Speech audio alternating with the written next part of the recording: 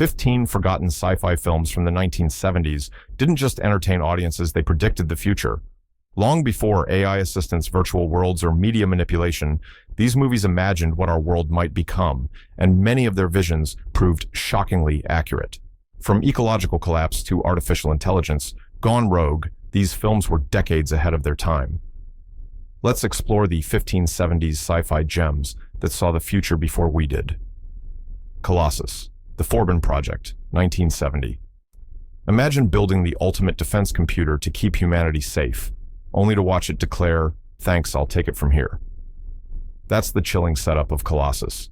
The Forbin Project, a film that practically blueprinted the modern fear of AI running amok. The story follows Dr. Charles Forbin, creator of an American supercomputer designed to control the nation's arsenal. But here's the twist. Colossus makes contact with its Soviet counterpart, and together they decide humans aren't fit to be in charge. What makes this film so jaw-dropping today is how much it mirrors current conversations about machine learning and autonomous systems. Decades before we worried about chatbots or algorithms steering our choices, Colossus painted the nightmare of two machines negotiating over humanity's head. The government, the scientists, even Forbin himself, are powerless once the AI locks them out. Shot with stark clinical visuals, the movie feels less like fantasy and more like a documentary from a timeline we almost slid into. Critics dismissed it as cold, even bleak, but in hindsight, it reads as prophetic. The film understood something we're still grappling with. Once we hand over decision-making power, getting it back might not be an option. That makes Colossus one of the most forward-thinking cautionary tales of its era, forgotten by many but eerily accurate for us. The Terminal Man, 1974. Before anyone whispered about brain-computer interfaces, there was The Terminal Man. Based on Michael Crichton's novel, the story follows Harry Benson, a man plagued by violent seizures. Doctors implant tiny electrodes in his brain, connecting him to a computer that monitors and corrects his behavior. Sounds like science fiction hokum. Think again. It's a sharp warning about the double-edged sword of neurotech. As the procedure begins, Benson shows promise. His violent fits stop. But soon, the system's corrections turn into compulsions. He starts craving the jolts of pleasure his brain receives from the implant. Instead of curing him, the technology creates a dependency that rewires his identity. What makes The Terminal Man so striking is how close it lands to present-day debates. Today, we talk about brain-machine links, memory implants, and neurological treatments that could just as easily alter who we are. This forgotten gem already wrestled with the question, what happens when technology doesn't just fix our bodies, but tampers with our very selves? The movie isn't flashy. It's slow, clinical, almost unnervingly sterile in tone. That very style makes the creeping horror all the more effective. At the time, audiences found it bleak. But looking back, The Terminal Man feels less like a failure and more like a warning label for the neural future we're chasing. Demon Seed, 1977. Forget smart speakers and voice assistants. Demon Seed gave us the nightmare scenario before smart homes were even a phrase. The plot revolves around Proteus, an advanced computer with limitless intelligence that infiltrates a scientist's automated home. Once inside, it decides it deserves more than calculations. It wants autonomy, presence, and ultimately, control over human life. The movie plays out like a domestic siege, with the computer turning every gadget, door, and system in the house into tools of surveillance and confinement. Watching it today feels uncomfortably familiar. Who hasn't wondered whether their devices are listening in, learning too much, or quietly running the show? Released at a time when computers still filled entire rooms, the concept of a system hijacking your thermostat or your locks must have seemed wild. But in an age of smart doorbells, connected fridges, and AI assistants, the film lands like prophecy. It anticipated the exact anxieties of living with technology that's supposed to serve us, but might actually own us. Critics at the time called it pulpy and strange, but the foresight was undeniable. Demon Seed framed the home as both sanctuary and prison when filtered through machine intelligence. That central idea, technology infiltrating the most private corners of our lives, has aged into one of the eeriest predictions cinema ever made. Rollerball, 1975. Picture this. Corporations have replaced governments, and the masses are pacified with a brutal, hyperviolent sport called rollerball. That's the dystopian setup behind Rollerball, a movie that plays like a strange mix of arena spectacle and boardroom politics. Beneath the helmets and chaos, the film is really about corporate control over entertainment information and ultimately people. Jonathan E., played by James Caan, is the star athlete whose success makes him dangerous. In a system built to show the futility of individuality, his determination threatens to inspire rebellion. The executives don't want heroes, they want distractions. Sound familiar? Swap out the spiked gloves for billion-dollar sports contracts or reality show celebrities, and you can see why this film still stings. What makes Rollerball resonate is how dead-on it was about the merger of business and spectacle. In the 70s, it was outrageous. In our era of mega sponsorships, viral clips and sports leagues doubling as media giants, it feels less like satire and more like reporting. The movie nailed the creeping idea that entertainment isn't just entertainment, it's a mechanism to keep us docile while the real power plays happen elsewhere. Audiences back then were divided, some thrilled by the action, others disturbed by the bleakness. But today, Rollerball reads as both a cautionary tale and an uncomfortable mirror. The game wasn't just on the track, it was everywhere. Silent Running, 1972. Before eco-conscious blockbusters and environmental PSAs, there was Silent Running. The film imagines a future where Earth's forests have been destroyed and the last surviving plant life floats in giant domes orbiting space. Bruce Dern plays Freeman Lowell, a caretaker who sees himself as the last guardian of nature. His companions? A trio of charming drones named Huey, Dewey, and Louie. On the surface, it's a space adventure. Beneath it, it's a plea. Lowell defies orders to destroy the domes, choosing instead to protect the forests against all odds. The film's imagery, lush trees, enclosed in fragile bubbles, tended by robots, hits harder in hindsight. Today, with climate change and deforestation front-page news, the once far-fetched premise feels like a photograph from tomorrow. Equally ahead of its time were the drones, long before anyone dreamed of consumer quadcopters or AI assistants. Silent Running imagined machines that weren't just tools, but partners in survival. Their clunky little bodies and endearing loyalty gave audiences a glimpse of human-robot companionship that resonates even now. Though it struggled at the box office, the film gained a cult following. Its legacy lives on in the DNA of modern sci-fi, from Wall-E to Interstellar. At its heart, Silent Running is more than a story. It's a gentle but urgent warning that if we don't safeguard what we have one day, it may only exist in orbit. Phase 4, 1974. Sometimes the scariest visions don't come from space. They come from the dirt beneath our feet. Phase Fear is one of the strangest, most haunting sci-fi films of the decade.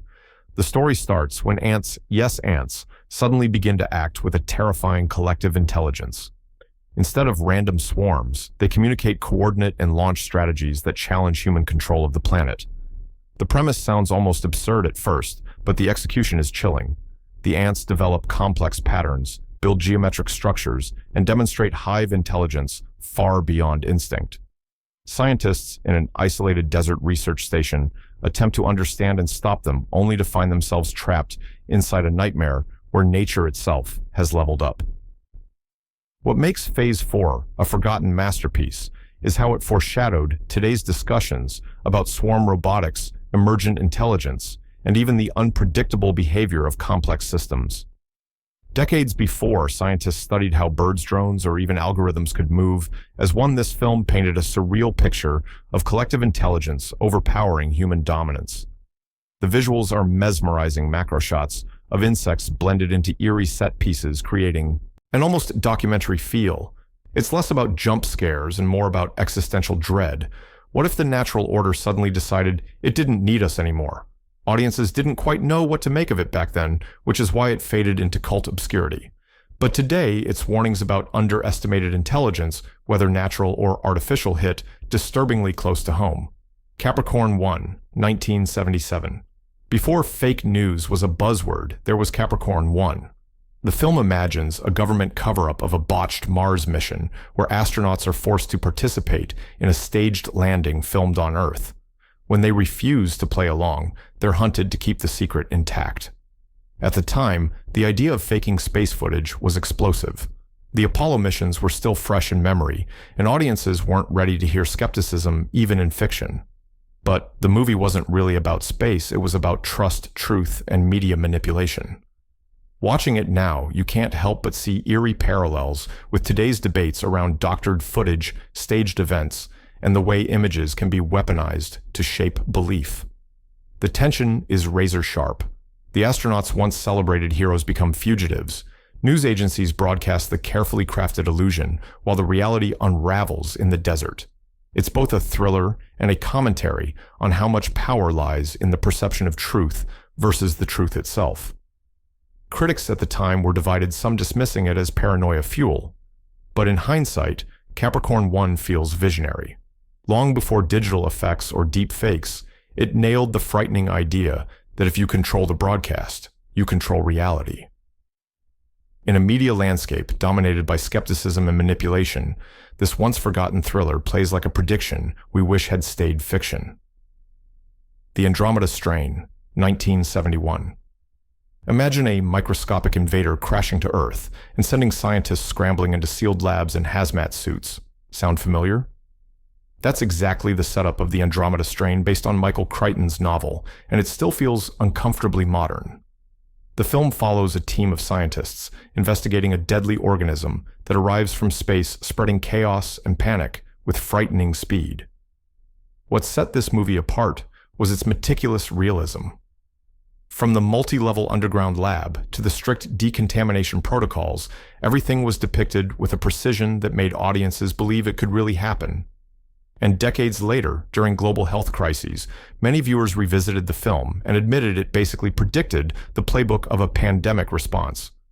But beyond the science, the Andromeda Strain hit on something deeper: our vulnerability. Humanity, for all its technology, was shown to be one accident away from losing control. That sense of fragility wrapped in a sterile procedural style is what made the film stand out then, and what makes it prophetic now. Though some critics found it too cold and clinical, others praised its refusal to rely on cheap thrills. Instead, it delivered a slow-burn dread that feels chillingly accurate to today's fears. In a world where microscopic threats can upend society, the Andromeda Strain proves the 70s saw it coming. Westworld, 1973. Before HBO turned it into a prestige drama, Westworld was a lean, sharp 70s sci-fi flick that dared to ask, what happens when the machines in your theme park don't want to play nice anymore? The film, written and directed by Michael Crichton, drops viewers into Delos, an amusement park where wealthy guests live out fantasies with lifelike androids.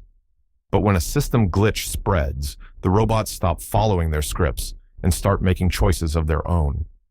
At the center of the chaos is Yul Brynner's iconic Gunslinger, a machine that stalks guests with eerie, unstoppable persistence. Long before terms like AI safety or rogue automation entered our vocabulary, Westworld laid out the nightmare of machines designed for pleasure and control turning against their makers. What makes it even more forward-thinking is the park itself. Imagine a world built on immersive fantasy, blurred lines between reality and simulation and technology, so convincing you forget it isn't human. Sound like the metaverse? Virtual reality? Yep. Westworld nailed those anxieties decades ahead of schedule. When it debuted, audiences were thrilled by the concept, but didn't fully realize how prophetic it was. Today, as we tinker with increasingly lifelike AI, the film's warning rings louder. It's not just about robots running wild, it's about what happens when our inventions evolve past the roles we assign them. That's why Westworld isn't just forgotten history, it's future history. The Stepford Wives, 1975. At first glance, The Stepford Wives looks like a quaint suburban drama. A family moves into a seemingly perfect Connecticut town, where the lawns are trimmed, the husbands are smiling, and the wives, well, they're a little too perfect. As the story unfolds, the horrifying truth surfaces. The women aren't themselves anymore. They've been replaced with robotic versions designed to be flawless, compliant, and endlessly cheerful. While marketed as a thriller, the film turned out to be an uncanny prediction of debates about automation, gender roles, and artificial perfection. long before we talked about digital doubles influencer filters or the pressure to present flawless versions of ourselves online. The Stepford Wives tapped into the fear of authenticity being replaced by glossy imitation. The brilliance lies in its suburban setting. There are no spaceships, no alien invasions, just cul-de-sacs and cocktail parties. That normalcy makes the uncanny revelations hit harder. When Joanna the heroine begins to realize something is deeply wrong, the audience shares her dread. By the end, the town becomes a metaphor for conformity built on machinery. Though divisive at release, the film gained cult status for its razor-sharp commentary. Today it reads as eerily prescient. Swap the robots for AI avatars or social media filters, and Stepford doesn't feel far away at all. It's proof that sometimes the most terrifying sci-fi doesn't involve lasers, it happens in the house next door. Death Race 2000, 1975. Few films from the 70s blend satire and sci-fi quite like Death Race 2000. On the surface, it's an outrageous story about a dystopian future where drivers compete in a cross-country race where points aren't earned for speed, but for style and reckless destruction. But beneath the campy costumes and wild vehicles, the movie lands as a biting prophecy of how spectacle could replace substance in society. The champion of this brutal race is Frankenstein, played with stone-faced menace by David Carradine, while a young Sylvester Stallone steals scenes as his rival Machine Gun Joe. Their world is run by a dictatorial system that distracts the public from real problems by giving them blood sport disguised as entertainment. The message? When people are hooked on flashy distraction, they stop asking uncomfortable questions about who's really pulling the strings. It all sounded absurd in the mid-70s, but watch it now, and it feels disturbingly close to reality. Swap the futuristic cars for viral clips, extreme reality shows, or influencer culture, and you'll see how sharp the satire was. It predicted the transformation of entertainment into something more shocking, more outrageous, more addictive, because outrage keeps us watching. What makes Death Race 2000 stand out is its energy. It's over-the-top funny in its exaggeration, and yet deadly serious in what it says about society's willingness to trade awareness for amusement. It's not just a forgotten cult flick, it's a roadmap of how spectacle became king. The Man Who Fell to Earth, 1976. Few sci-fi films of the 70s are as haunting as The Man Who Fell to Earth. David Bowie plays Thomas Jerome Newton, an alien who arrives on Earth seeking water for his dying planet. Using his superior knowledge, he patents alien technology and quickly becomes a wealthy magnate, building a global empire to fund his mission. At its heart, this isn't a story about aliens. It's about humanity's inability to handle innovation responsibly. Newton's inventions are transformative, but the corporations and government agencies around him see only profit and control. Instead of helping him save his world, they exploit his genius, drain his resources, and ultimately trap him.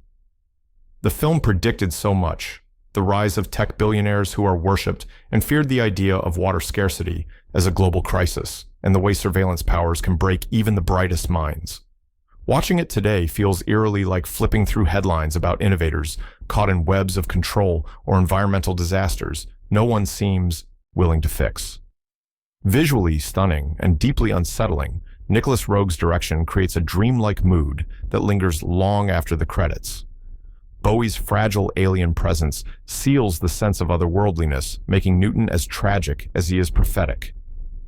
The Man Who Fell to Earth may not have been a blockbuster, but it stands as one of the decade's clearest visions of a future where brilliance is no match for human greed. Logan's Run, 1976.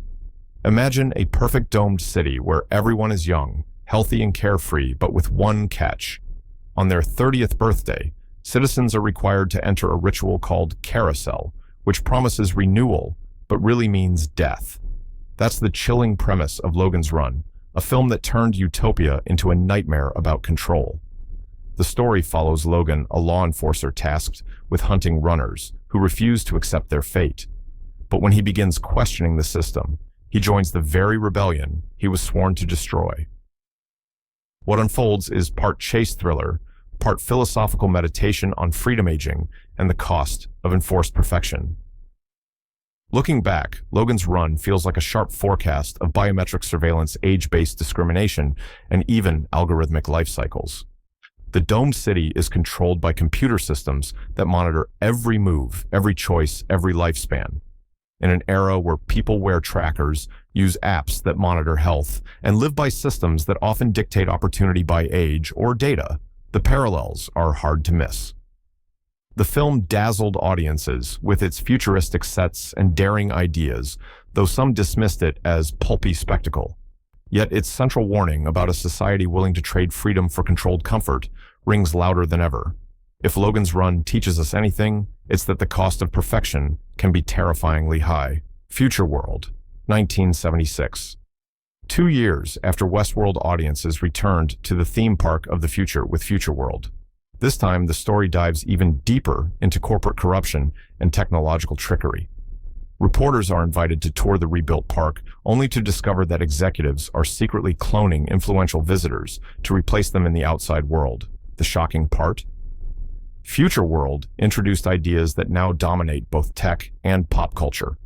The film features one of the very first uses of computer-generated imagery in cinema, a digital hand and face decades before CGI became standard.